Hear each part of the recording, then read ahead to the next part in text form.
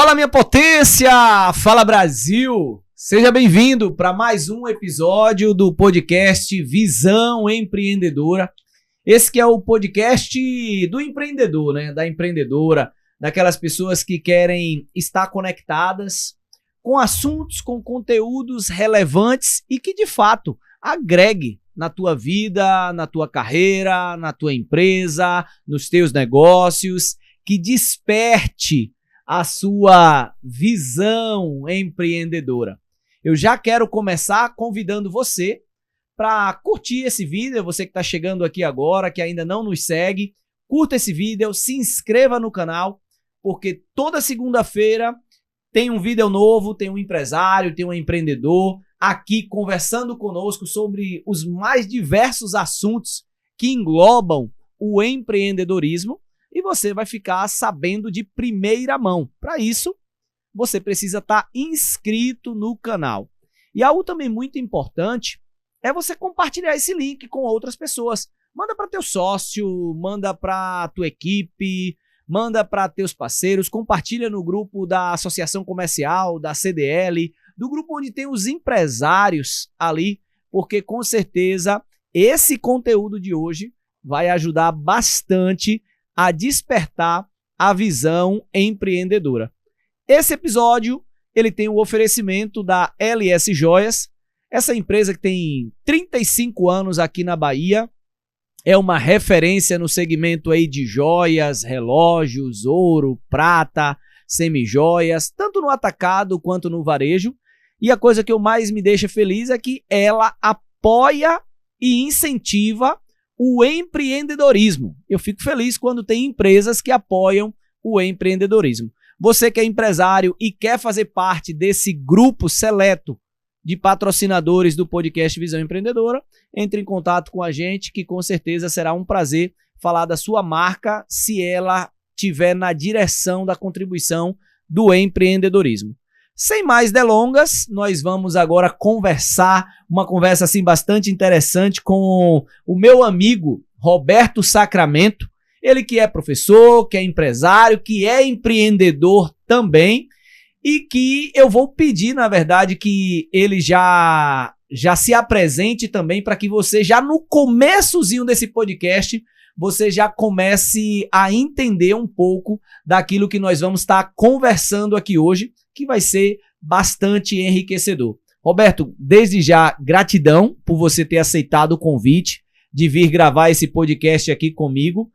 Eu quero que você olhe para essa nossa estrutura como uma extensão da sua casa. Fique completamente à vontade para a gente trocar ideia, para a gente bater papo, para a gente poder, de fato, trazer um conteúdo de valor para a nossa audiência, para essas pessoas que estão agora parando para nos ouvir. Muito bem, Cleison, muito obrigado pelo convite. Visão Empreendedora sempre avante, né? Sempre na fronteira, impulsionando e motivando empresários aqui da Bahia. E quando você me fez o convite, eu não poderia senão aceitar, e estamos aqui com toda a satisfação para conversar um pouco sobre empreendedorismo, sobre gestão de coletivos, né? Formação de coletivos de empresas, que é um dispositivo que impulsiona muitas empresas na medida em que elas somam as suas forças de uma maneira harmônica, e isso aí é um dos expertises da nossa empresa, e também daquilo que monetiza, rentabiliza e fortalece as empresas, que são as feiras de negócios. Sim. E vamos adiante, então.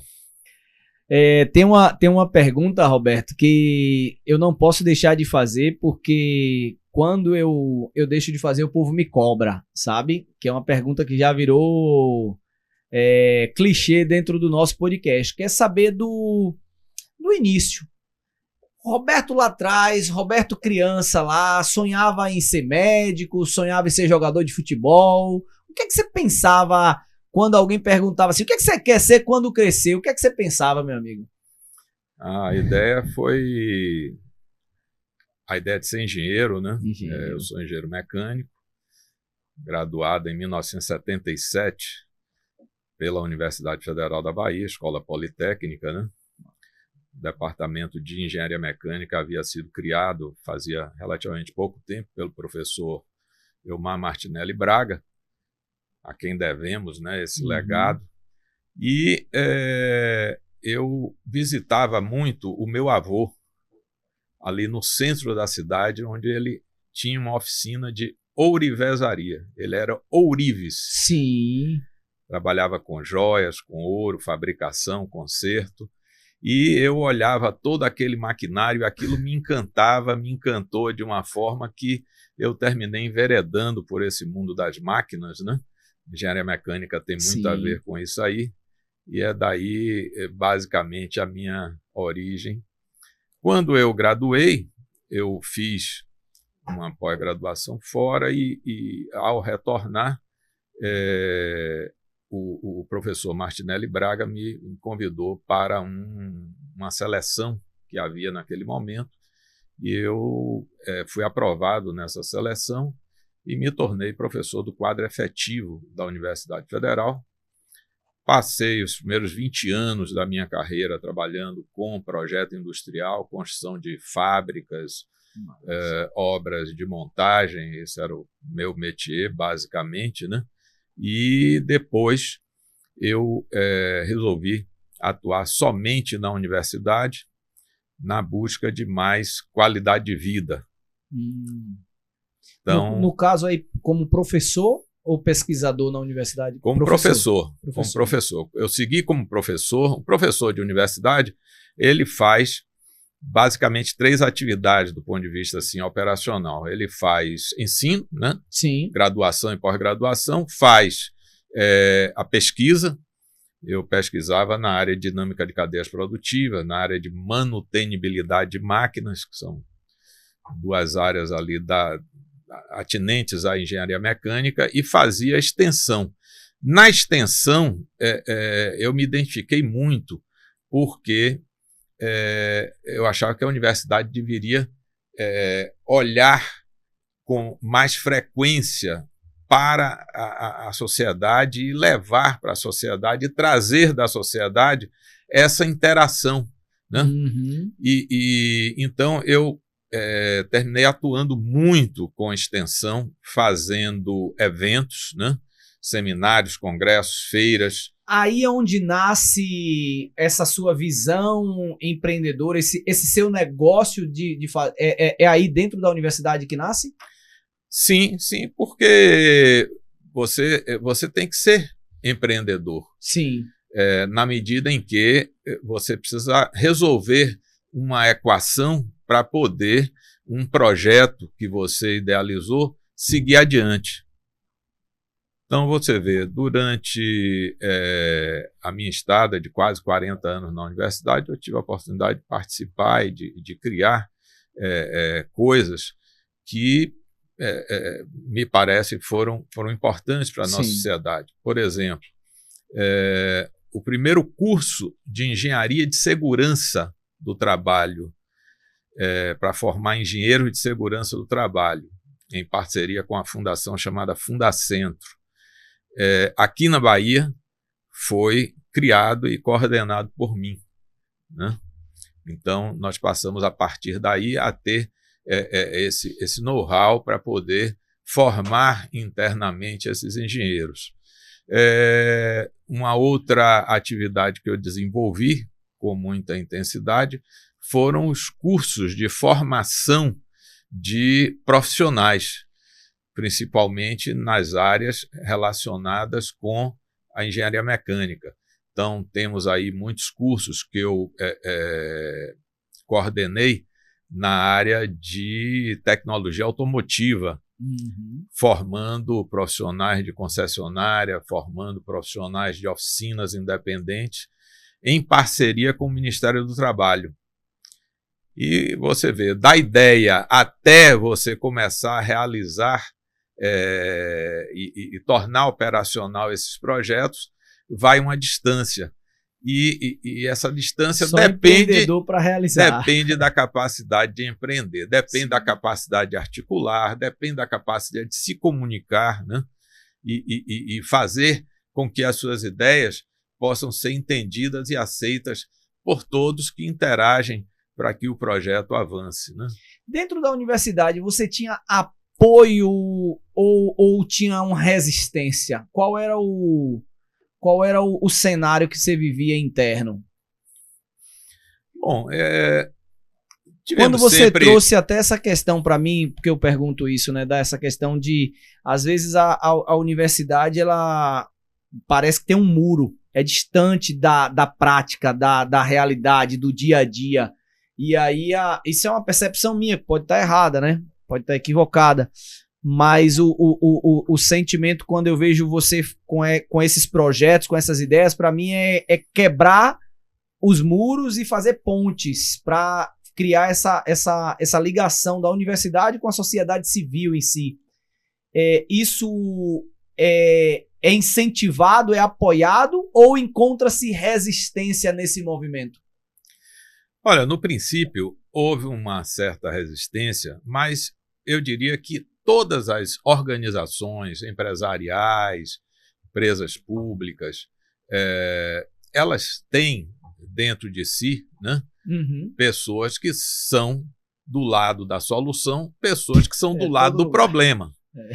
Então, o que um empreendedor precisa ter em mente é que ele precisa somar com essas pessoas que são do lado da solução e precisa fazer as pessoas que não são entenderem que o que se está querendo realizar é vantajoso, é proveitoso, é bom para a sociedade, né? Eu sempre tive um foco muito voltado para essa questão de levar o benefício para a maior quantidade possível de pessoas.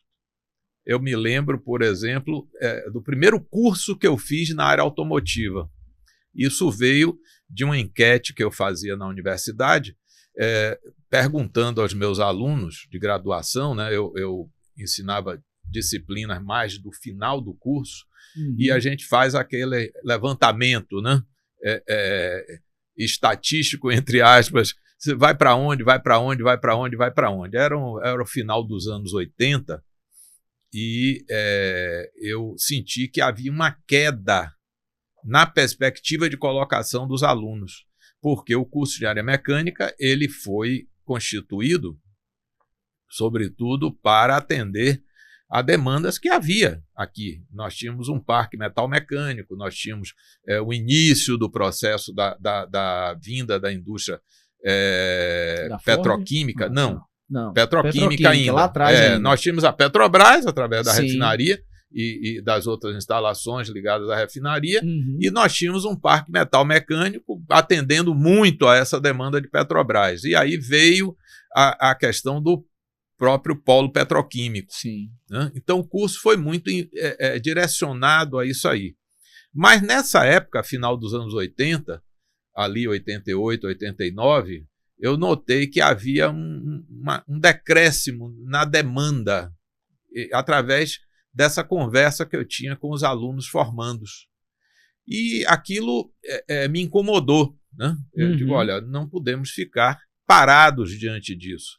Se deixar o curso direcionado basicamente para óleo e gás, que era essa área, limitar, né? Vai limitar e vai bloquear o crescimento do curso, vai bloquear o crescimento dessa área aqui na Bahia. Então, o que é que se pode fazer? Estudei algumas áreas, né? E dentre elas, sobressaiu-se a área de tecnologia automotiva. Eu tinha pouco conhecimento sobre isso aí. Então, tive que estudar, viajar para aqui, para fora, fazer esse elo de ligação com as fábricas. Então, visitei a fábrica da Fiat, visitei a fábrica da Mercedes-Benz, visitei a fábrica da Ford. Me tornei conhecido também nesses lugares. E aí comecei a fazer, no início dos anos 90, os primeiros cursos de tecnologia automotiva, a princípio focando o setor de reparo veicular. Sim. E o primeiro curso foi o ABC do automóvel. Eu me lembro bem, numa reunião de departamento, onde a gente aprova esses projetos, né? Um professor, ao me ver apresentando, né, o projeto desse curso, disse: eu acho meritório aí o esforço do professor Sacramento, mas veja, eu comecei na engenharia fui estagiário em concessionária de veículo, essa área não tem nada de engenharia. Porque é apenas um trocar de peças. Tira uma, põe a outra, então... Eu tipo, rapaz, eu não estou acreditando no que eu estou ouvindo. O cara não sabe nem o que é que se quer fazer. Mas um cidadão amigo meu ali, não era assim nenhuma situação de boicote, não. Ele quis fazer uma contribuição. Era a crença dele, na verdade. Mas aí eu percebi que ele havia comentado uma coisa por onde eu poderia me sair, né, dessa situação. E tomei a palavra, né, pedi a palavra e pedi a ele, professor, o senhor disse que trabalhou com tecnologia automotiva no início da sua carreira, não foi? Foi, exatamente, eu era estagiário da concessionária tal qual, ele vinha de Recife. Uhum. Eu digo, quando foi que o senhor formou, professor? Já tem 25 anos. Eu digo, professor, o senhor vai me permitir, mas a tecnologia automotiva lá há 25 anos atrás talvez pudesse ser assim, como o senhor acabou de muito bem retratar. Mas hoje há muita engenharia, há muita eletrônica embarcada nos carros e a gente precisa se aproximar disso e passar a conhecer para poder disseminar esse conhecimento para a sociedade. Foi aí que o projeto do curso foi votado e aprovado pela plenária do departamento. Pegando um gancho e trazendo isso para mais recente, com a Ford vindo para cá, houve um aumento, um crescimento na empregabilidade nossa, local, Bahia, ou veio muita gente de fora? O senhor tem esse número, sabe essa informação, Roberto? A quantidade de empregos gerados pela Ford aqui na Bahia foi de baianos, fundamentalmente. É claro que houve uma mescla, né? Profissionais vieram também, isso é comum em toda e qualquer unidade industrial que está se formando, né? Mundo afora. Porque, por exemplo, o projeto do primeiro carro que foi feito aqui na Bahia, a gente chamava de projeto Amazon, né? Que deu resultou naquele Fiesta pequeno e depois no Export, ele foi desenvolvido em parte aqui no Brasil, em parte na Inglaterra, em parte nos Estados Unidos, em parte na Índia. Sim. A gente tinha documentos que eram originados em cada um desses locais. O efeito da globalização, sim, da cooperação multilateral, né? Mas a quantidade de alunos nossos que adentraram no setor automotivo e até em outros setores derivados do automotivo, setor náutico, setor aeronáutico, foi muito grande com o impulso dado pela presença da Ford aqui na Bahia. Que hoje a Ford ainda continua com o setor, acho que de desenvolvimento, sim, ainda, porque às vezes as pessoas acham que a Ford não está mais aqui, né? Mas não está ali o fabril, mas a parte de desenvolvimento ainda está aqui, que é o Cimatec, né? Funciona dentro das instalações do Cimatec.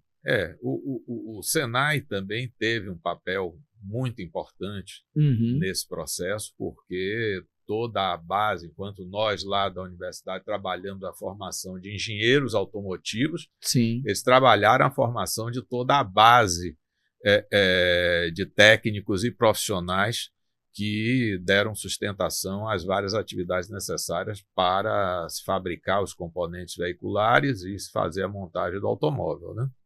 Deixa eu te fazer uma pergunta. Você tem quantos anos como professor de engenharia? Eu comecei na UFBA em 1978. Caramba! Comecei cedo.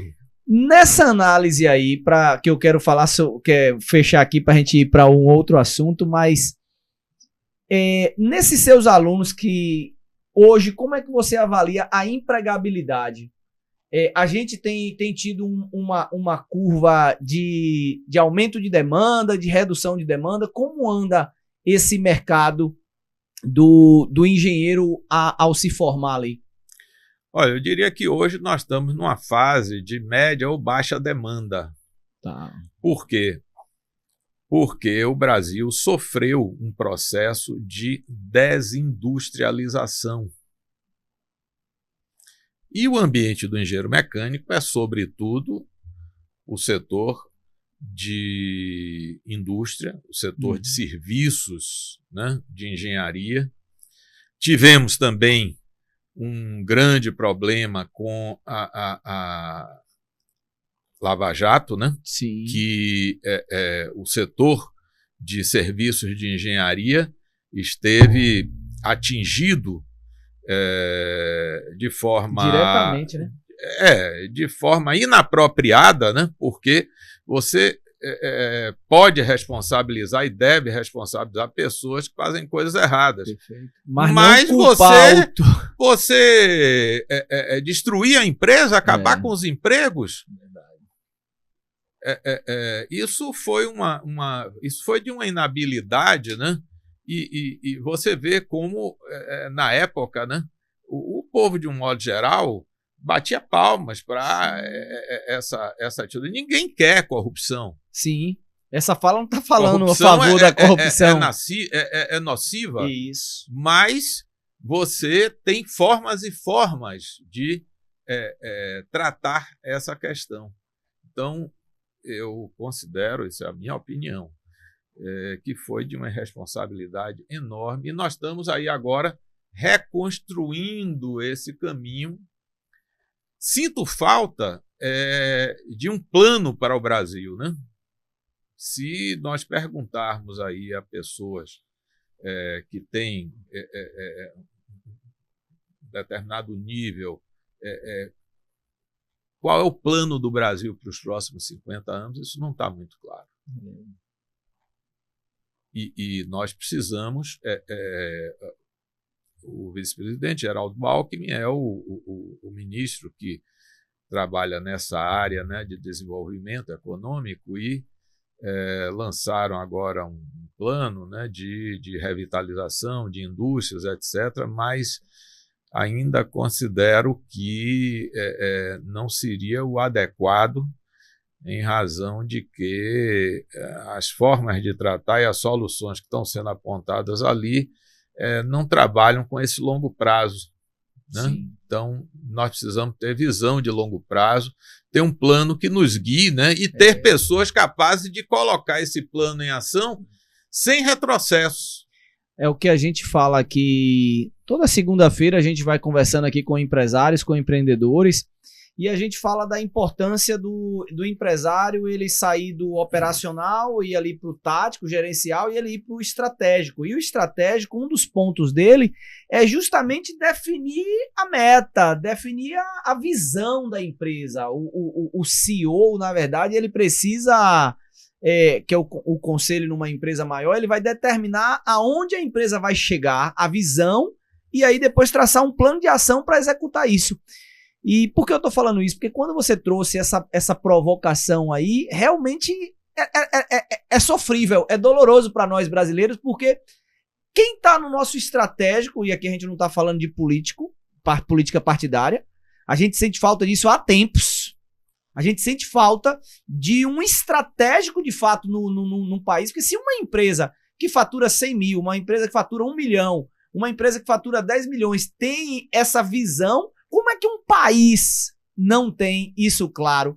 Então, é bastante desafiador e chega até um pouco até de ser de aflição pra gente. Porque a gente fica meio que sem perspectiva, sem saber do amanhã, por onde caminhar, principalmente como empresário, como empreendedor. Sim, preocupação é com quem vem, né? Aí nós, de certa maneira, estamos... bem ou mal estabelecidos dentro de uma linha de ação, se formos olhar as coisas do ponto de vista individual. Sim. Mas o nosso povo está numa situação bastante difícil. Bastante difícil. Eu vejo pelas pessoas que trabalham conosco, às vezes até nas nossas casas, né? Pessoa indo de volta lá para a sua residência, de repente não poder entrar na rua onde mora porque está havendo um tiroteio, né? A própria remuneração, né? Os salários que a gente paga melhoraram, Sim. mas ainda são salários de sobrevivência. Não são salários que permitam o cidadão viver. Verdade. Então, o cidadão vai se equilibrando, né? A grande massa de população que nós temos, a maioria da população, vem se equilibrando aí da forma mais precária possível, com transporte problemático, com saúde problemática, segurança problemática, educação. E educação. E você não vê um norte de solução muito nítido, né?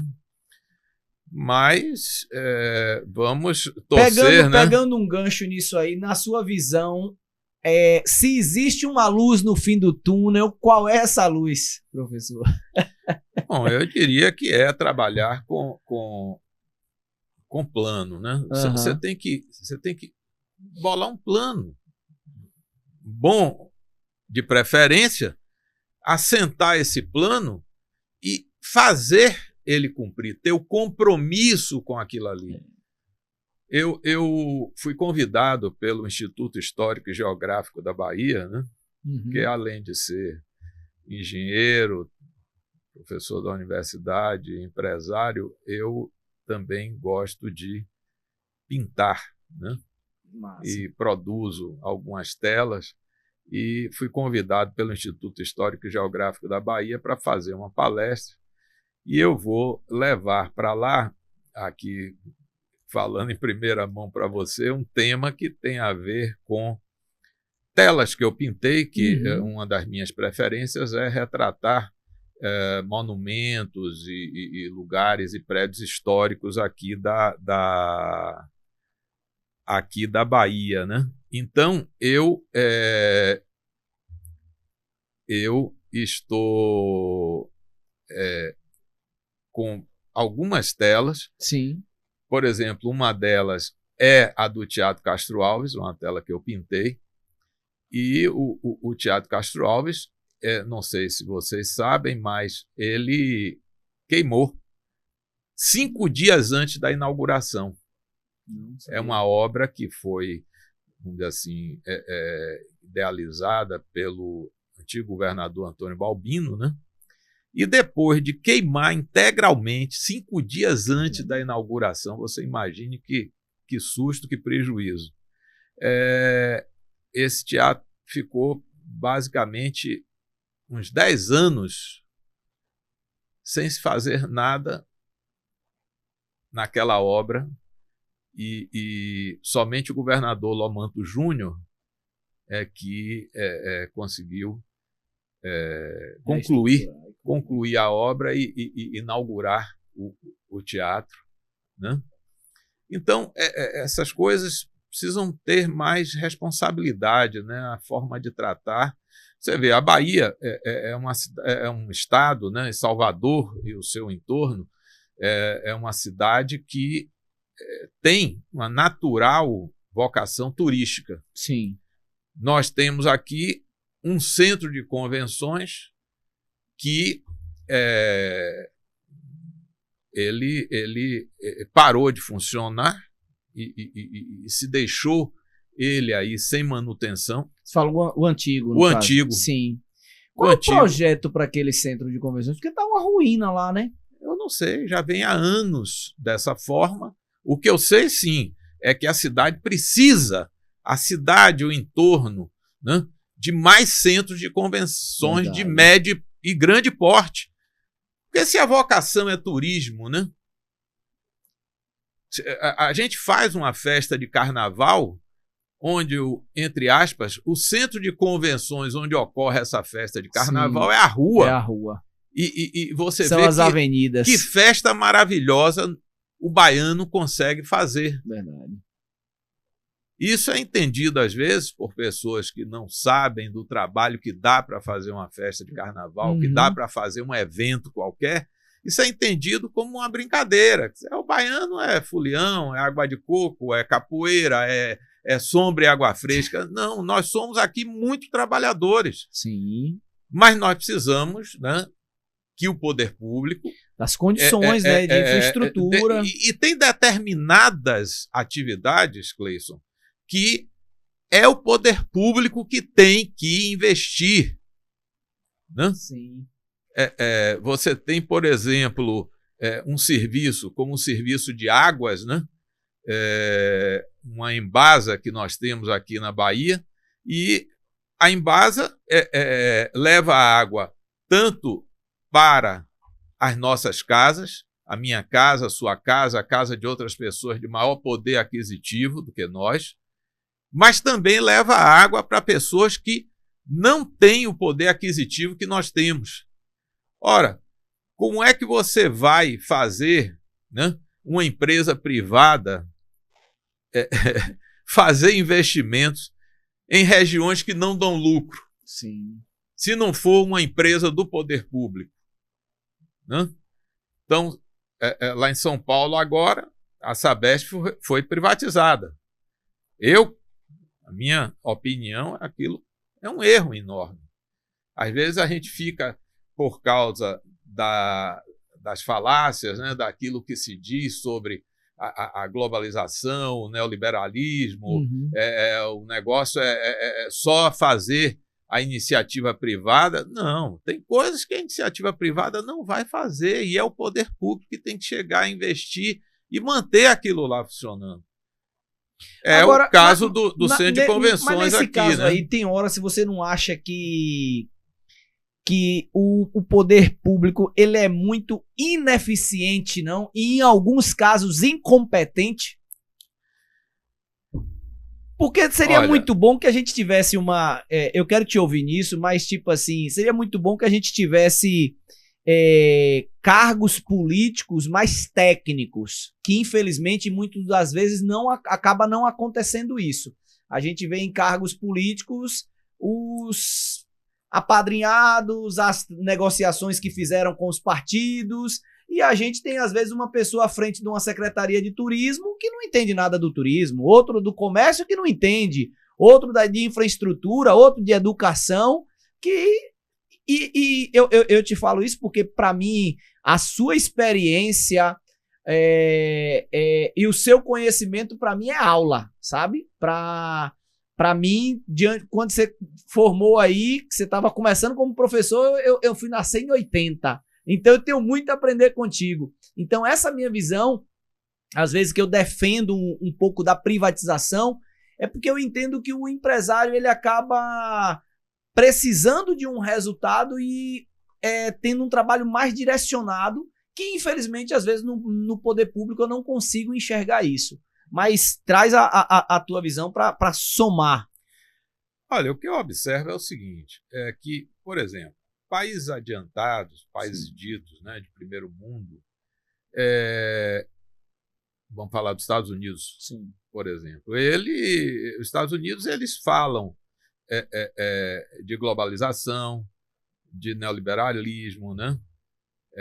Mas aquilo que eles fazem lá dentro é diferente do que eles fazem as pessoas de outros países pensar. Então, nós precisamos ter cuidado e ter a nossa própria forma de pensar. Sim. Né? E não nos basearmos em modelos que vêm de fora para dentro. Uhum. O investimento público nos Estados Unidos para montar a infraestrutura que existe lá, a infraestrutura de estrada, a infraestrutura férrea, a infraestrutura de serviços, é poder público que bancou. Não foi a iniciativa privada. Lá tem grandes empresas privadas atuando em outros setores da economia.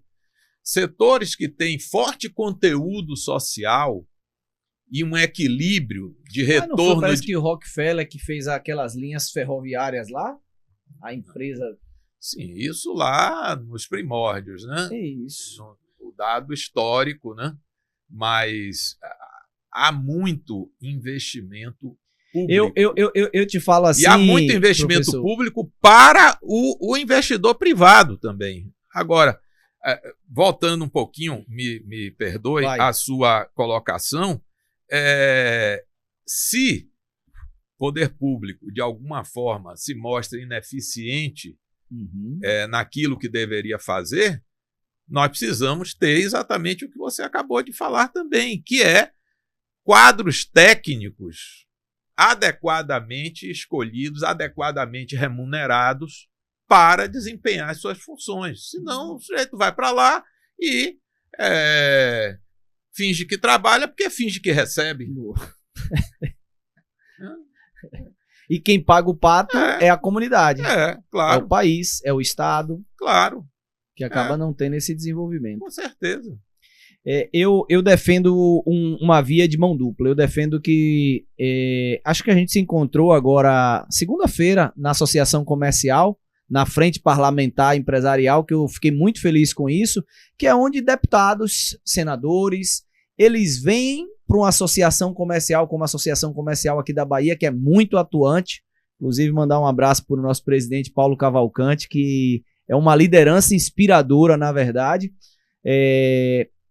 E justamente naquela sala ali, naquela associação, estavam políticos e empresários juntos, sim, discutindo a qualidade dos gastos, discutindo formas da reforma tributária. Eu penso que o caminho é por aí e concordo muito contigo quando eu não acredito em modelo pronto que vai vir de fora, que vai descer de goela abaixo. Mas nós, brasileiros, porque ninguém vai querer melhor para o Brasil do que nós, brasileiros. Sim. E aí eu acredito que os nossos legisladores, ouvindo a classe empreendedora, porque para mim, aí eu sou defensor, eu acredito que quem move o Brasil é a classe empreendedora, é quem gera renda, é quem gera emprego, é quem sustenta a máquina. Então, eu acredito que é preciso ouvir, porque, como você trouxe muito bem, se a gente tiver essa infraestrutura, esse apoio do governo com as infraestruturas, o brasileiro em si é um povo empreendedor. Pelo menos eu penso dessa forma. Eu acho que se a gente tiver um pouquinho de estrutura, a gente faz acontecer. Porque às vezes sem estrutura nenhuma, a gente já faz um bocado de coisa. Imagine com o apoio, com a estrutura devida. Não, com certeza. O nosso povo é um povo extremamente trabalhador, povo guerreiro, extremamente capaz, né? E sendo colocadas as condições mínimas necessárias para avançar, nós vamos avançar. O que deve haver é razoabilidade, né, na utilização dos recursos que estão aí disponíveis. Então, hoje, eu penso que os recursos estão sendo direcionados de maneira equivocada. Então, a gente vê aí os gastos que nós temos com o Congresso Nacional, por exemplo, tem alguma coisa que precisa ser revista nisso aí. Enquanto que a massa de trabalhadores que move efetivamente a roda, ou seja, nós estamos diante de um desafio de melhorar drasticamente nossa distribuição de renda. Até porque o capitalismo, as empresas, seja capitalismo industrial, seja capitalismo financeiro, como existe muito hoje em dia, essas empresas não vão fechar a sua equação de lucro se a base de trabalhadores não tiver uma remuneração mínima digna para viver. Por quê?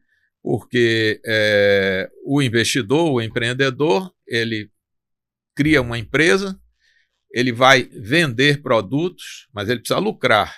Sim, o lucro é do jogo e deve existir.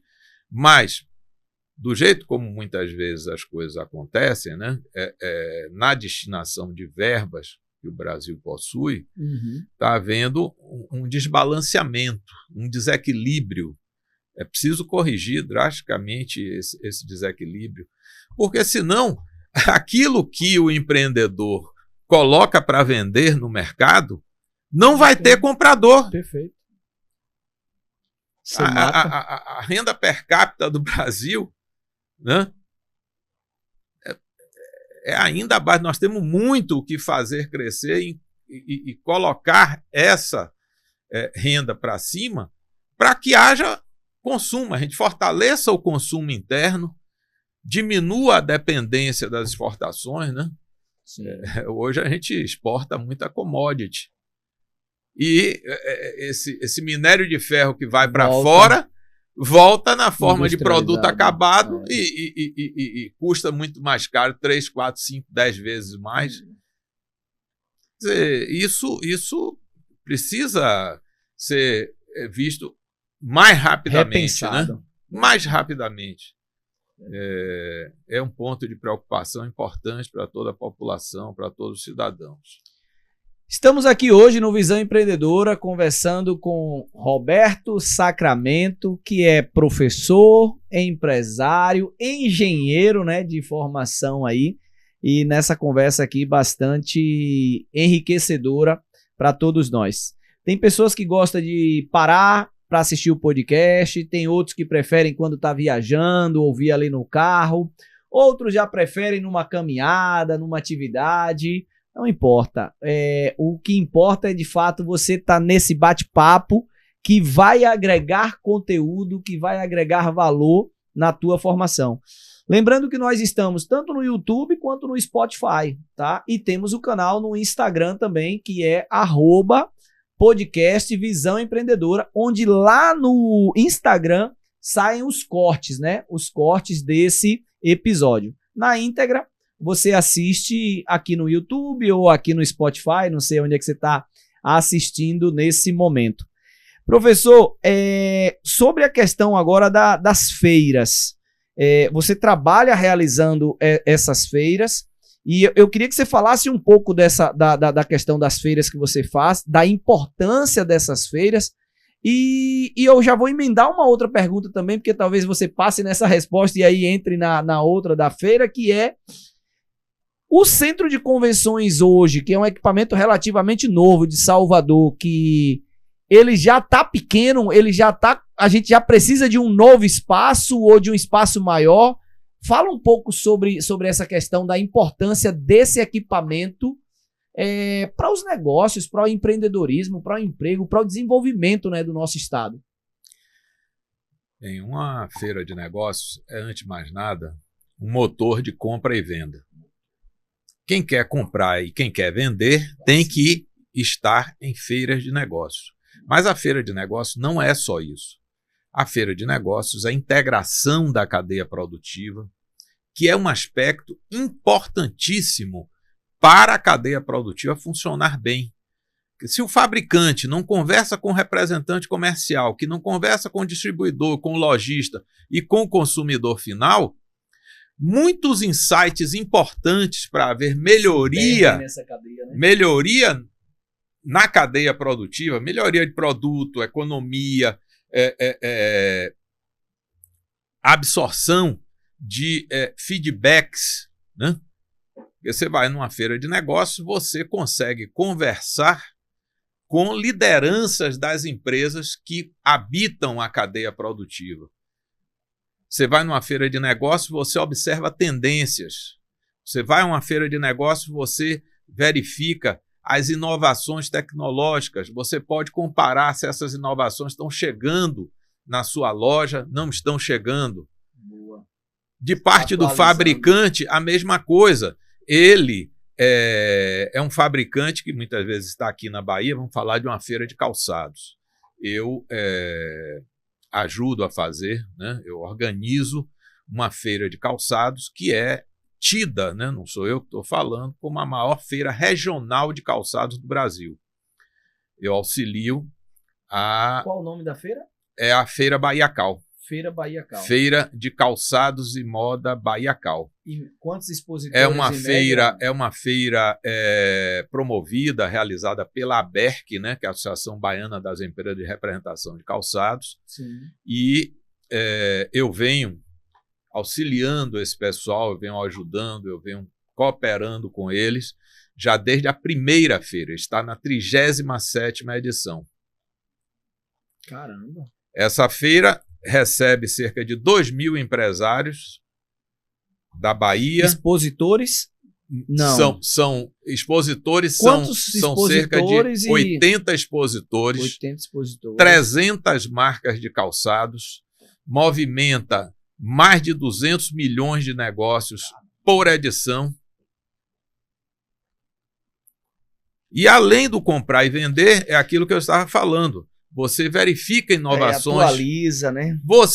Se você é fabricante, você está, digamos, existem 6 estados que são, vamos dizer assim, fabricantes mais importantes de calçados e produtos correlatos aqui no Brasil. O Rio Grande do Sul, São Paulo, Santa Catarina, Minas, Bahia e Ceará. Bahia entra como fabricação? Bahia com fabricação. Temos fábricas importantíssimas aqui no cenário nacional, como a Classe Cor, a Maria Isabel, a Beatriz, a Duda Calçados, enfim. E fora disso, nós temos fábricas da Ramarim, da Pegada, que são fábricas. A importância desse podcast é isso, trazer esses fabricantes aqui para cá, para o podcast Visão Empreendedora, porque eu tenho certeza que tem um monte de baiano que não sabe disso. Nós temos fábricas que a gente chama autóctones, ou seja, fábricas de empresários baianos, que foram as primeiras que eu citei. E temos fábricas que vieram para a Bahia porque as condições oferecidas pela Bahia, melhores, em termos de mão de obra produtiva, em termos de infraestrutura, em termos de localização logística, né? As condições oferecidas pela Bahia são favoráveis. Então, essa feira ela é considerada a feira regional de calçados mais importante do Brasil. Bahia Cal. Nós temos feiras... Quando vai ser? 6 a 8 de julho, no Centro de Convenções. 6 a 8 de julho. No Centro de Convenções Salvador. Pronto. Empresário que está nos ouvindo agora, que tem uma loja de calçado, tem uma rede de loja de calçado, como é que ele faz para participar? No caso, ele que tem uma loja, ele vem para ser cliente, ele vem para fazer conexão, para justamente esse ponto que você trouxe aí, que é se atualizar também, né, sobre o que é que tem de mais novo, o que é que está na moda, o que é que está em ascendência no mercado. E tem também a possibilidade também de fornecedores, de expositores também. Como é que faz esse contato? Ainda existem, tipo, é julho, ainda tem vaga, como é que funciona? A feira está praticamente com a sua... fechada. Com a sua área de exposição esgotada. Olha para isso. Olha a força, né? Porque essa feira, ela tem... a atenção... Essa vai ser a 38ª... 37ª. 37ª edição, caramba. São feiras semestrais e para o fabricante, né, é a oportunidade de acessar com mais ênfase esse mercado local. É a oportunidade de lançar coleções. Porque você sabe que como é que o jogo é jogado em qualquer cadeia produtiva, né? Sim. A gente tem os pedidos chegando à fábrica, pedidos originados no lojista. Esse lojista, ele entra com o seu pedido através do representante que remete o pedido à fábrica. Se ele vai para uma feira como essa e logo ele ajusta os pedidos que vai querer fazer para o período seguinte, e setor de moda vive de novidade, né? Então, o pedido dele chega mais cedo à fábrica. Ele entra primeiro na linha de produção. Na fila. O concorrente dele, que não foi para a feira, não viu as novidades, não fez pedido, só vai receber esse pedido após a visita do representante. Depois que o representante visitar. Isso significa, às vezes, 15, 20, 30, 50 dias depois que o concorrente dele já está vendendo aquele produto. Como é um setor que vive de novidade, ele teria que ser um setor que vive de antecipação. Boa. Agora, eu volto a dizer, uma feira como essa, aqui em Salvador, ela é uma feira que qualquer empresário lojista de calçados que esteja com as suas faculdades no lugar, em dias, mesmo que ele não queira comprar, ele precisa frequentar essa feira para poder entender as novidades, se atualizar, articular com os outros elos do setor produtivo, da cadeia produtiva. O acesso é gratuito, tem um valor? O acesso é através de convite. Através de convite. Porque é uma feira B2B, né? É uma feira só para empresas e empresas convidadas. Mas aí é simples. A ABERC, né? Se escreve A de Arthur, B de bola, E de Ernesto, R de Roberto, C de casa. A ABERC, ela está nas redes sociais, ela tem site, né? E é evidente que, se você permitir, depois a gente pode liberar um telefone de contato por favor, compartilha, depois eu vou te pedir, porque eu vou colocar no link desse vídeo, tá? Colocar o site, colocar as redes sociais também, para, com certeza, empresário e empreendedor que queira participar, poder estar visualizando lá.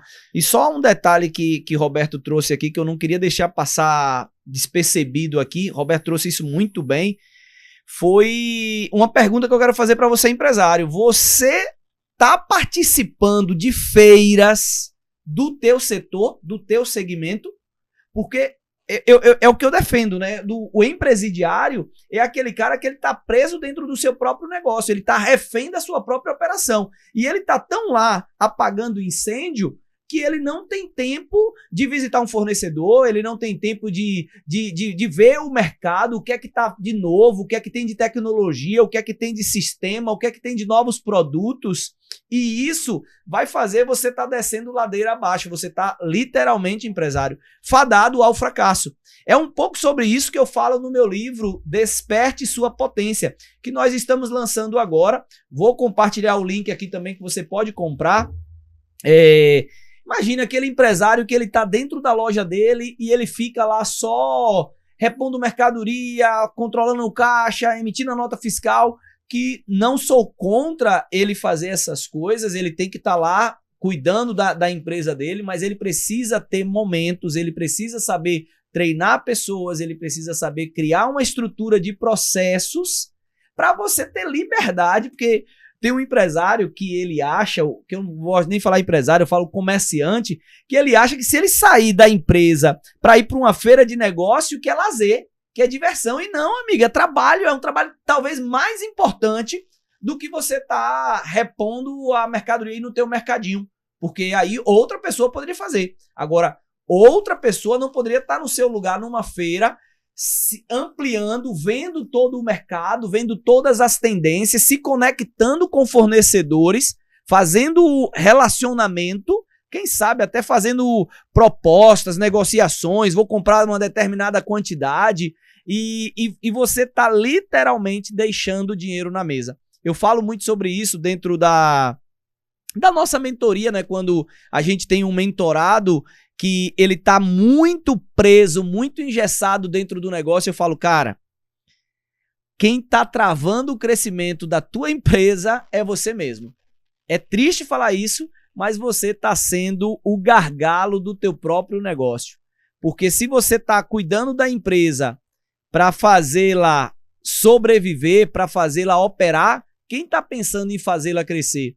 E aqui eu quero deixar essa dica. Participar dessas feiras é um momento, na verdade, de você pensar no futuro do negócio, tá? Não apenas no presente, porque no presente é fato, mas também no futuro, também na perenidade da sua empresa.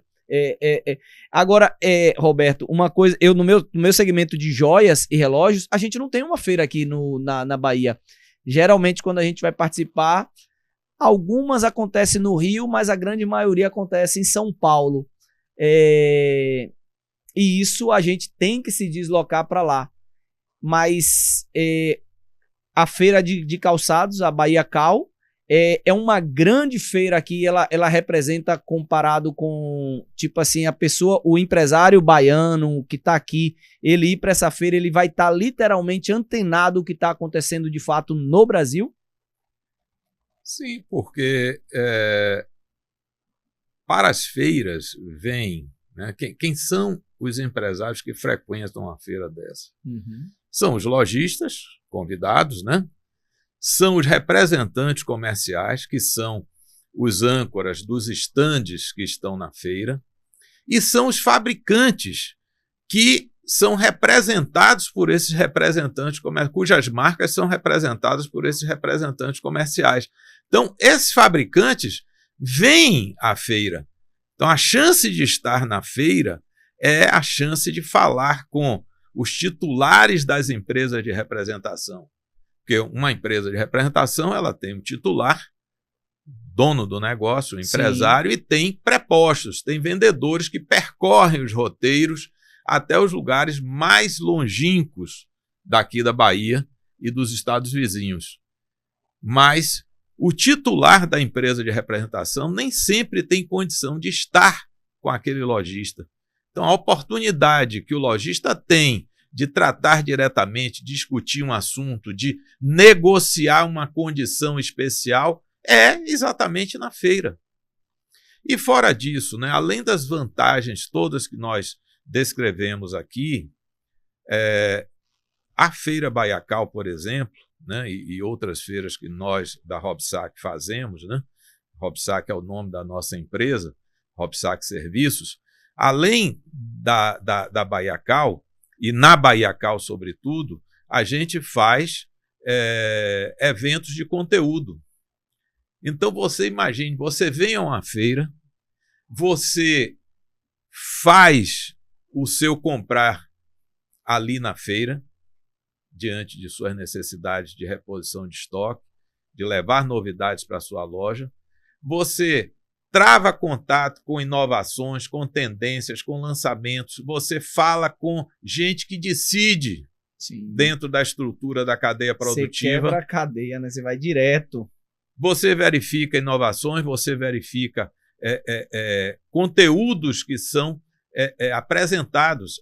Essas feiras normalmente têm atividade de palestras, de talks. Sim. E esses conteúdos são com os melhores especialistas que se tem em cada área. Só para você ter uma ideia, Cleison, agora em janeiro nós fizemos na Feira Baiacal um evento de conteúdo na véspera da feira, chamado Conecta Baiacal.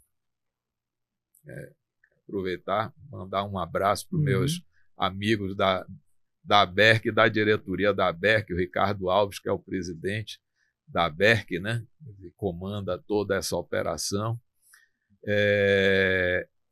A gente fez o evento Conecta Baiacal. Esse nome até foi sugerido por Ricardo. O Conecta foi um sucesso. Faltou vaga para quem queria participar. Aqueles que ficaram sabendo depois, você participar de um evento de conteúdo de alto nível, com 2 palestrantes, falando de assuntos como e-commerce e inserção digital, Bruno Lima, falando de reforma tributária, da maneira como a reforma tributária pode atingir as empresas que trabalham na cadeia produtiva do calçado, com João Evangelista. João até lá de Feira de Santana. Conheço o João, profissional de mão Então, cheia, professor. Mandar um abraço para ele, que ele deve assistir esse podcast. Deram um show lá, o Bruno Lima e o João Evangelista. E isso foi feito em parceria com o Sebrae. Sim, isso que você está trazendo, ele é tão importante porque às vezes um empreendedor, um empresário, ele para contratar um cara desse, para ele ter acesso a um conteúdo desse de valor, sozinho é impossível. Numa feira como essa, numa conexão dessa daí, você tem acesso a... Sem meter a mão no bolso. Sem meter a mão no bolso. Um conteúdo rico, um conteúdo de valor. E veja, essa Feira Baiacal, ela ainda faz o seguinte: ela bonifica a hospedagem do lojista. Está aberto já um canal através do qual o lojista pode ganhar 50% do valor da hospedagem nos hotéis do pool da ABERC. Entendi. Aí, excelente oportunidade. É É queijo com goiabada, tá? O mamão com açúcar aí agora. 50% de desconto? 50% até o início de maio. Então é hora depois agora. Disso, 40%. Depois disso, 30%. Ou seja, quem chega primeiro bebe água limpa. Quem chega primeiro. Você tem que se antecipar. É a questão da antecipação. Nosso empresário precisa se conscientizar da necessidade de se antecipar. E a feira de negócios é uma oportunidade de se antecipar, né? Eu vou até conversar depois com todos os organizadores. Se acharem importante a gente falar de vendas, quem sabe a gente não leva a nossa palestra Desperte Suas Vendas, para que o empresário ele entenda que venda não é só abrir a loja, abrir a porta da loja e ficar lá agora esperando o cliente chegar. Você precisa fazer a tua empresa vender mais. E na minha palestra eu trago muito isso, né? O que é que você, como empresário, tá fazendo para a tua empresa vender mais? Não é só colocar o produto lá e ficar. Igual o Raul Seixas cantava, com a boca escancarada, cheia de dentes, esperando a morte chegar. É preciso ação, é preciso ações. O mundo mudou, a tecnologia. Como é que você pode conciliar esse mercado aí do digital? Como é que as redes sociais podem te ajudar a você faturar mais, a você vender mais? Tudo isso você não vai aprender dentro do teu comércio, sozinho dentro da tua loja, lá arrumando teu estoque. É preciso fazer essas coisas? Sim, mas você precisa se programar aí para sair para esses eventos. E dia 6 a 8 de julho? 6 a 8 de julho. 6 a 8 de julho você já tem esse compromisso. Na véspera, dia 5 de julho, nós temos o 3º Fórum do Lojista. Olha aí. É uma parceria da ABERC. Mesmo local. Com a Data System. Mesmo local. O local ainda está sendo definido pela diretoria da ABERC. Nós estamos buscando um local que seja o mais adequado, mas logo esse local vai estar. Já está praticamente definido, mas eu não vou anunciar aqui ainda o local, mas vai ser aqui em Salvador, ou lá no Centro de Convenções Salvador, ou em local próximo aqui em Salvador mesmo. Entendi. Então anota na tua agenda aí e garante o quanto antes já reservar hotel, já se preparar, na verdade. Até mandar um abraço aí para Carlinhos, né, da Passos Calçados, que tá lá em Morro do Chapéu, tá em diversos lugares aí, América Dourado, tem Riachão, tem uma rede de lojas. Esse cara era funcionário da Mersan, ele era vendedor da Mersan. Carlos Pipoco. O Pipoco. Conhece então o Pipoco da Bahia? Claro. Então, Carlinhos, mandar um abraço para você. Todas as nossas feiras. Frequenta, né? Então, com certeza, Carlinhos já tá com a passagem comprada aí, já tá com o hotel reservado. E com certeza a gente vai poder se ver por aqui, meu irmão. E em breve, quem sabe, marcar o podcast, né? Para trazer sua história, né? Porque realmente você faz um trabalho muito, muito bonito e chama atenção na cidade, na verdade, por onde você passa aí, com o teu entusiasmo, com a tua alegria e tratando sempre o cliente com o atendimento que de fato ele merece. Parabéns, irmão, deixar isso aqui registrado. Roberto, você falou de uma feira de calçado e tem uma feira de alimentos também e higiene, é isso? Essa feira, no caso agora, ela é para donos de mercados, mercadinhos, supermercados. Quem é o público dessa feira de alimentos? O público-alvo é o empresário do médio e pequeno mercado. Médio e pequeno. É um evento focado para esse nicho. Então, são os fabricantes, os representantes, os distribuidores vendendo para esse público-alvo, né? Nós temos aqui em Salvador feira já nessa área, feira bastante grande, uma feira já consolidada, que é a Super Bahia, feita pela Base, é uma feira muito conceituada, e ocorre uma edição a cada ano, mas nós pretendemos fazer junto com a cadeia produtiva, porque o nosso processo, Cleison, ele é sempre assim, né? As feiras de negócios buscam atender há determinados coletivos que a gente atende. Sim. Então, nós estamos atendendo a um coletivo que justamente tem a ver com os mercados de porte médio e pequeno. Sim. Existem mercados de porte médio e pequeno abrigados embaixo do guarda-chuva de redes que fazem a gestão desses supermercados, ajudam na gestão desses supermercados, como é o caso da Novo Varejo, como é o caso da Rede Mais, como é o caso da Rede Forte e outras que existem. E existem mercados de médio e pequeno porte, né, são chamados mercados de vizinhança, mercados de bairro, que atuam de forma individualizada. Então, nós vamos buscar agregar esses mercados, tanto os que trabalham com redes quanto os outros, num coletivo, passar a alinhar os vetores nesse coletivo, harmonizar os interesses e fazer essa ação. É uma feira de negócios na área de alimentos, bebidas, higiene e limpeza. Deixa eu te fazer uma pergunta meio ignorante agora, e me perdoe a ignorância, mas qual é a tua visão? Essas grandes redes, esses grandes atacadões, eles ameaçam esses pequenos e médios mercados? Ou, tipo, no médio e longo prazo, corre-se o risco de extinguirem? Ou, na tua visão, não são complementares? Eu considero que são complementares. Eu considero que são complementares. Essa questão de tomar o mercado de B, isso tem a ver com o fato de que B pode não estar fazendo o dever de casa da forma como deveria. Então, é o empresário que, de repente, ele abriu o mercado, tem um mercado há 5, 10, 15, 20 anos, se acomodou e acha que as coisas estão como há 5, 10, 15, 20 anos atrás. Então, o lugar ao sol precisa ser conquistado todo dia. E não há outra forma de fazer isso senão se integrando, somando esforços. O que nós queremos fazer com esses mercados médios e pequenos, sejam eles de rede, sejam eles avulsos individualizados, a atuação individualizada, é dar um efeito de cardume a eles, né?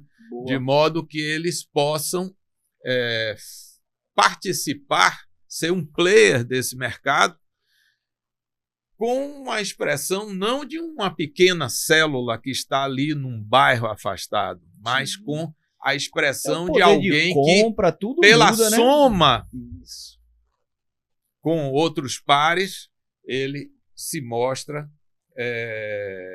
com outro potencial e angaria no seio daquele contexto um respeito bem maior. Entendi. Excelente. Então, você é empresário, você é empreendedor aí do mercadinho. Eu conversava com um amigo outro dia e eu parei lá no mercadinho dele e ele estava preocupado com o Mineirão, que estava chegando, e Feira de Santana está vivendo um momento que está chegando grandes redes todo dia está chegando grandes redes lá. E esse empresário, ele estava preocupado porque como é que concorre preço, isso e aquilo, e Roberto trouxe aqui um grande presente. Cara, às vezes você não tem que estar se preocupando com uma grande rede, porque o teu poder, na verdade, diante de uma grande rede, talvez não é para você brigar diretamente com ele, mas o que eu peguei aqui como é que tá a tua prateleira? Como é que tá teu caixa? Como é que tá teu estoque? Como é que tá a disposição do teu produto? Como é que tá teu açougue? Sabe? Porque às vezes você tá faltando produto na prateleira, às vezes você tá com a mercadoria suja, às vezes o piso do mercadinho, tô falando de coisas simples, o piso tá sujo, ou tem alguma coisa lá que não tá com um cheiro legal, e você tá preocupado com uma rede que tá vindo de São Paulo, que tá vindo de Minas e que tá vindo... Cara, faz o teu, cuida do teu. Cleison, qualquer empresário lida normalmente com alguns recursos, ele gere alguns recursos. Sim. Podemos citar alguns dos principais recursos que o empresário faz a gestão no seu negócio do dia a dia. Então, nós temos as instalações físicas, nós temos o maquinário, nós temos as matérias-primas, estoque. Né? Os estoques, nós temos os recursos administrativos e financeiros, e nós temos aqui um quinto elemento, que é, sem sombra de dúvidas, o recurso mais importante que ele possui: as pessoas, o profissional que trabalha com ele.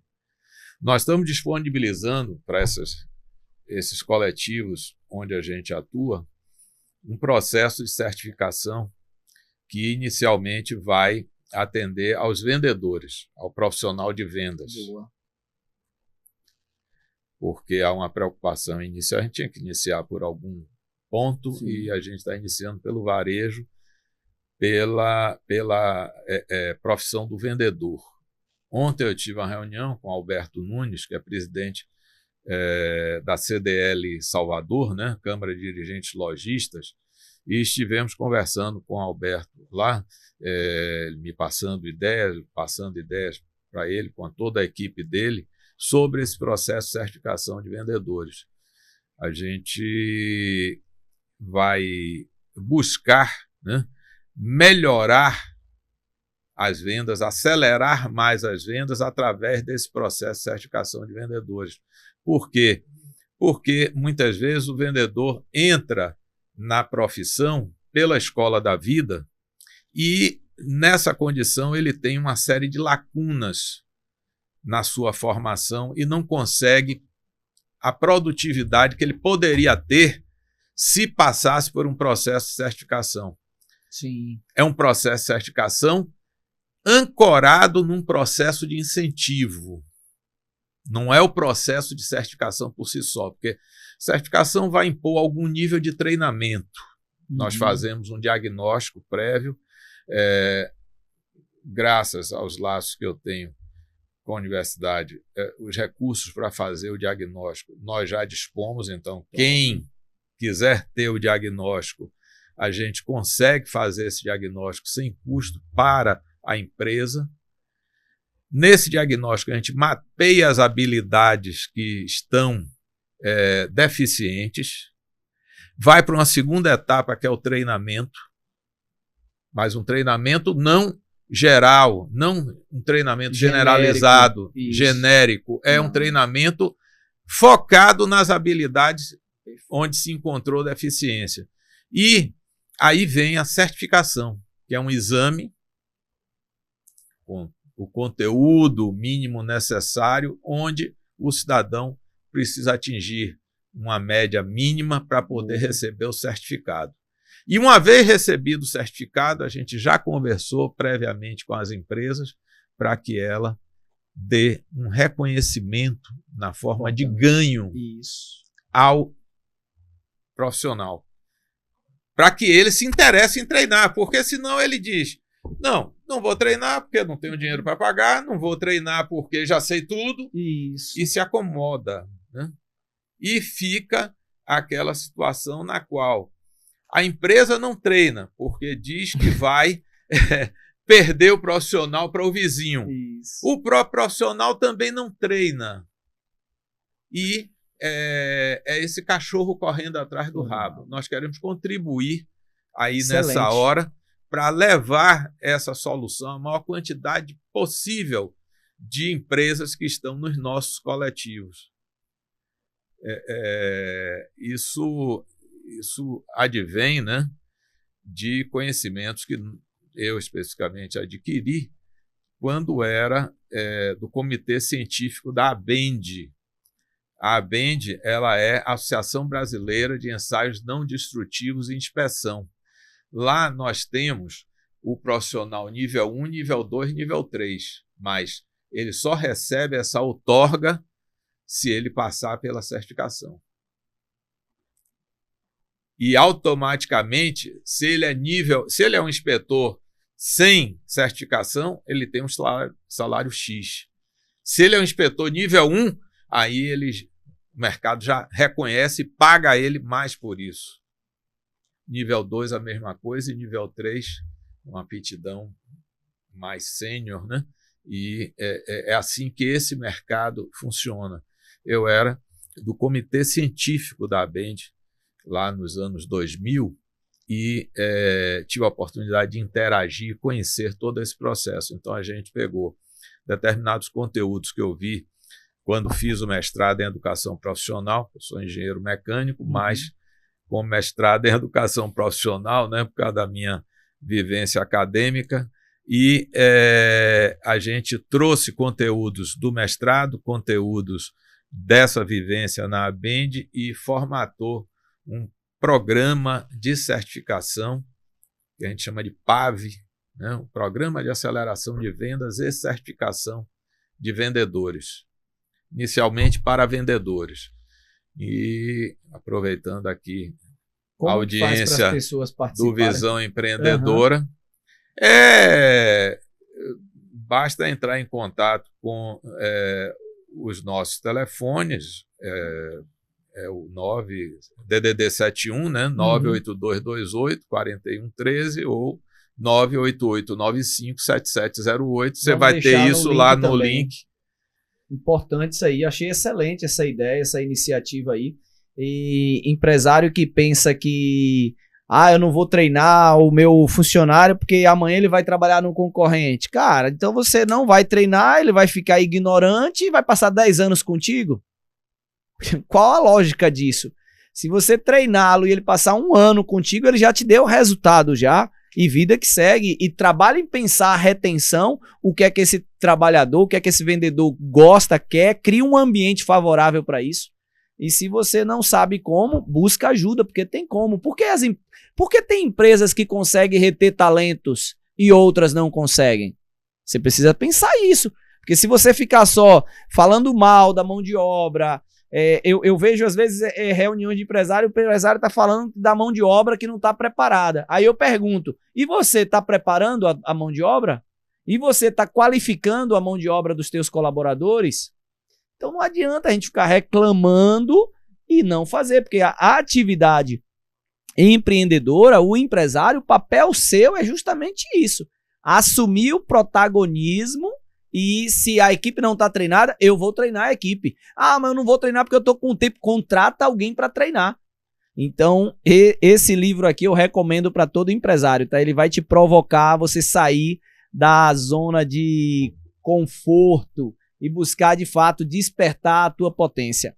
O cara que lê esse livro aqui, ele tem um mercado, ele vai ter vontade de ter 2, 3. Sabe? Tem uma loja, ele vai ter vontade de ter. Claro, se o cara tiver 10, ele vai montar uma rede com 40 lojas. Por quê? Porque ele vai despertar o potencial dele. Essa é a visão nossa, essa é a nossa perspectiva como escritor aqui dentro desse manual, desse guia para o sucesso e crescimento.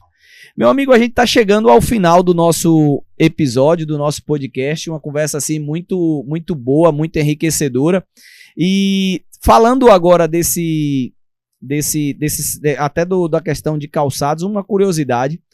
As redes hoje que nós temos aqui, as maiores dentro do nosso estado, elas são genuinamente baianas ou são redes de fora que estão na Bahia? Nós temos algumas redes de fora, mas nós temos venda de calçados hoje até em magazines como Riachuelo, C&A, etc. Né? Mas aqui na Bahia nós temos aquilo que eu classifico e chamo de redes.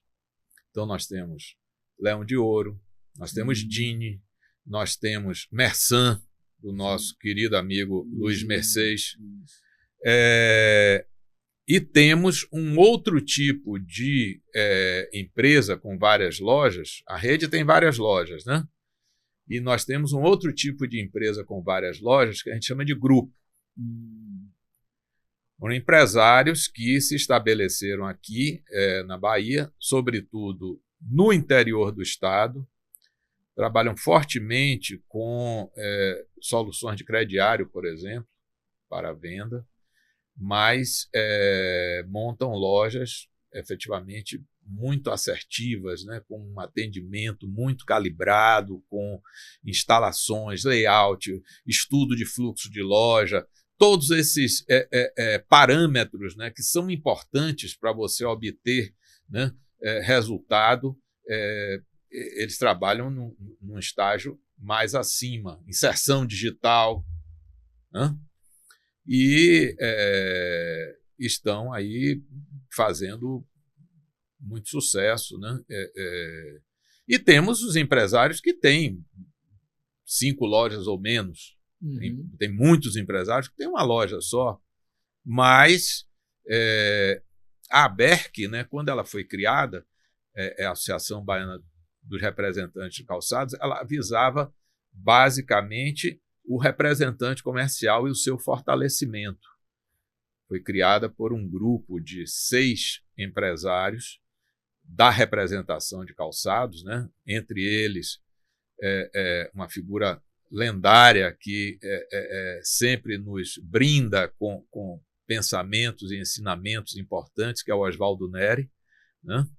Mas nós temos ali também outros grandes representantes comerciais, o próprio Ricardo Alves, que é presidente da ABERC, está fazendo um trabalho belíssimo à frente da ABERC, o Márcio Carvalho, o Rodrigo Kell, o Luiz Biral, e assim o Edson Piton, o Cláudio Mendonça, assim tantos outros, né? A Inara Albachá, que é filha do Oswaldo Neri, e assim tantos outros que estão lá fazendo, né, a ABERC acontecer, né? E a gente, no caso, então tem a cadeia produtiva do varejo de calçados, né, na parte do varejo, na parte da venda, constituído dessa forma. Deixa eu te perguntar, uma pergunta rápida. Você acredita que o comércio eletrônico digital vai extinguir as lojas físicas? Não, de modo nenhum. Não. O que está havendo é a integração da venda digital com a loja física, né? É o tal do omnichannel, que a loja física, ela hoje tem o objetivo de não só vender ali para quem a visita, né? O cliente que visita. Ela hoje serve de ponto de entrega de mercadoria. Experiência. Né? Agora, eu, por exemplo, eu frequento livrarias de shopping. Sempre que eu posso, eu prefiro comprar na livraria de shopping do que comprar no Amazon ou na estante virtual ou num desses canais de venda da inserção digital. Por quê? Porque eu privilegio a experiência que aquela loja física me proporciona, então eu prestigio o vendedor que está lá me atendendo. Vou lhe contar rapidamente um episódio que aconteceu. Semana passada eu estava com minha esposa no shopping, aí entramos na livraria, que é quase que uma coisa que a gente faz sempre, né? Natural. E é uma coisa natural. E eu buscava um livro que me foi indicado por um especialista que eu tenho acompanhado, que é o Zé Kobori, e o Kobori falou da Kuei Jin, que é uma japonesa, é uma chinesa, né, de formação nos Estados Unidos e que vive na Inglaterra hoje, que escreveu um livro chamado A Nova China, onde ela fala desse fenômeno que é a China hoje, que nós estamos buscando entender. Né? Ao invés de a gente achar que a China é comunista e que a gente não quer a China, o que a gente tem que fazer, uma postura de quem é inteligente, é entender o que se passa na China, cara, e absorver dali aquilo que poderia ser útil à nossa cultura, à nossa sociedade. Eu já fiquei interessado no livro já.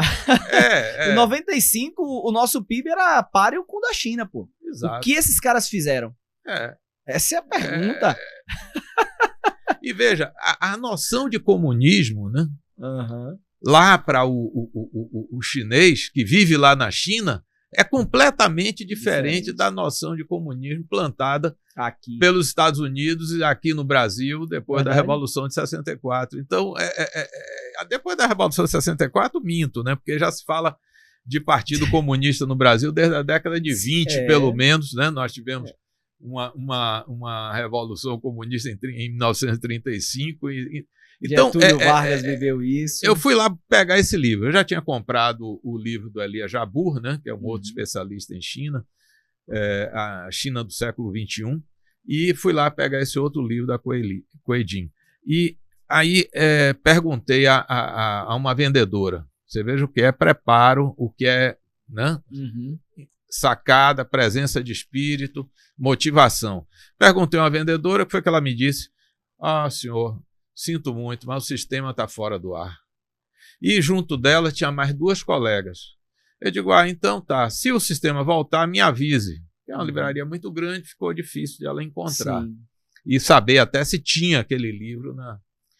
Pois uma vendedora que estava do lado dela, eu fui para uma outra prateleira, escolhi um outro livro, comecei a olhar lá alguma coisa, ela aí me abordou, senhor, o senhor estava procurando, era esse livro aqui? Caramba. Eu digo, é exatamente esse. Minha filha, muito obrigado. A que estava do lado. A que estava do lado. Aí, numa situação como essa, se a pessoa trabalha por comissão, por exemplo, quem é que ganha a comissão? É quem está mais ligado, Mas tá mais atento. Essa que não está ligada, essa daí que diz que o sistema está fora do ar, quando chega no final do mês que não bate meta, ela diz que é porque o comércio está difícil, porque o cliente está sem dinheiro, porque o mercado está ruim. E ela não vê que no dia a dia, na operação, ela está desmotivada, está faltando iniciativa, está faltando atitude, pô. Olha o que essa colega fez aí, que aula. Mas é excelente, isso. Muito bom. A oportunidade de estar aqui com você, batendo esse papo bacana. Foi bastante enriquecedor, irmão. Me é extremamente prazeroso. Fico à disposição, né? Sim. Quando você considerar que eu possa vamos marcar. Voltar a interagir aqui com o seu público e com você. Com meu amigo Felipe, que está ali nos bastidores. Se tiver mais próximo aí, a gente vai agendar isso. E quero aproveitar aqui e te convidar para dia 29 de abril. Eu estou convidando todas as pessoas que passam no nosso podcast. Vocês estão na lista VIP para estar com a gente no lançamento do nosso livro. E aí eu vou te presentear com o livro lá autografado. Não vou te dar agora porque eu vou te presentear lá no palco autografado. Então se programa aí para 29 de abril no Teatro da CDL, em Feira de Santana, às 19 horas, o lançamento oficial do nosso livro. E o lançamento oficial aqui em Salvador será no Centro de Convenções, no dia 16 de maio, no evento Indelevel Business. Indelevel Business, no Centro de Convenções, dia 16 e 17 de maio. Vou estar lá junto com o meu amigo Moisés Ribeiro e vamos estar lançando o nosso livro aqui em Salvador, Desperte Sua Potência. E vai ter a nossa palestra também, então eu convido você para estar junto com a gente. Finalizando, eu sempre gosto de deixar uma última mensagem. Qual é a mensagem do professor, do engenheiro, do empresário, do ser humano, Roberto Sacramento, que você gostaria de deixar para nossa audiência que nos acompanhou até agora, para a gente poder finalizar com chave de ouro esse episódio? Bom, Cleison, além de agradecer a você, ao programa Visão Empreendedora, né, toda a sua estrutura aqui, a mensagem que eu gostaria de deixar é uma mensagem aprendida na caminhada. Servir. Servir sem interesse específico, né? Eu me lembro nessa hora de situações que eu vivi ao longo da minha trajetória, né? Por exemplo, eu era coordenador do curso de engenharia mecânica da UFBA nessa época, 2006 a 2008. E um aluno veio se queixar comigo. Disse, poxa, professor, eu estou tão aborrecido. Encontrei com o professor, corredor, tratei de um assunto com ele. Quando eu ia iniciar a minha abordagem, ele disse, perguntou para mim, me atalhou, né? Me interrompeu e disse: meu filho, você marcou horário comigo? Eu acho sim que as pessoas têm que trabalhar com agenda, eu acho que as pessoas têm que trabalhar de forma organizada, mas muitas vezes é a maneira como você fala, né? Não é só o que você fala. E aquele desejo de ajudar, de servir, de saber que você está ali. Eu, por exemplo, nunca me queixei de salário que eu possa ter ganho ou deixar de ter ganho na universidade. Por quê? Porque eu achava que eu sempre fui bem remunerado na universidade. Se eu não estivesse satisfeito, eu tinha que sair da universidade. Eu tinha que pedir demissão. É claro que lutar por melhor remuneração é válido, mas ficar resmungando nos cantos não é o que resolve. E o contraponto disso é que eu, certa feita, estava no shopping e encontrei um aluno. Eu o vi antes que ele tivesse me visto. E eu cheguei, peguei assim com calma na cabeça dele, né? E disse: rapaz, você sabe com quem você está falando? Ele disse: não só sei com quem eu estou falando, mas sei o telefone. 719-8895-7708. Porque tinha professor que não gostava de dar o telefone. Sim. Ao aluno. Eu digo: olha, eu vou dar o meu telefone, pode ligar no horário comercial. Se ligar fora do horário, eu almoço de meio-dia às 2. Se ligar de meio-dia às 2, já sabe que vai ter problema. Se ligar após as 18, já sabe que vai ter problema. Porque a gente precisa também ordenar e dar atenção à nossa família, né? Perfeito. E a família é uma base importante para todos nós. Então, fica aqui essa minha mensagem, né? O desejo de servir deve estar em cada um de nós. Acima de tudo. Esse é o podcast Visão Empreendedora, e nessa segunda-feira aí especial, nós recebemos aqui Roberto Sacramento, empresário, empreendedor, professor, engenheiro, para essa conversa bastante enriquecedora. Tenho certeza que trouxe muitos insights aí para você. Coloca na tua agenda as datas aqui dos eventos que nós divulgamos aqui. É importante, você não estava aqui conectado à toa. Isso é justamente algo para despertar a tua potência. Parabéns. Se você não está inscrito ainda no canal, se inscreva, curta o vídeo, pega essa mensagem aqui, esse vídeo, esse link, compartilha com empresários do segmento de calçado, de alimento, empresários de um modo geral, porque eu tenho certeza que tudo aquilo que a gente falou aqui vai agregar na vida, na carreira do empreendedor. E na próxima segunda-feira, não se esqueça, às 20 horas você tem um novo compromisso, porque toda segunda-feira tem um novo empreendedor, tem uma nova empreendedora aqui, falando no podcast mais ouvido da Bahia sobre negócios. Até a próxima segunda-feira, se Deus quiser.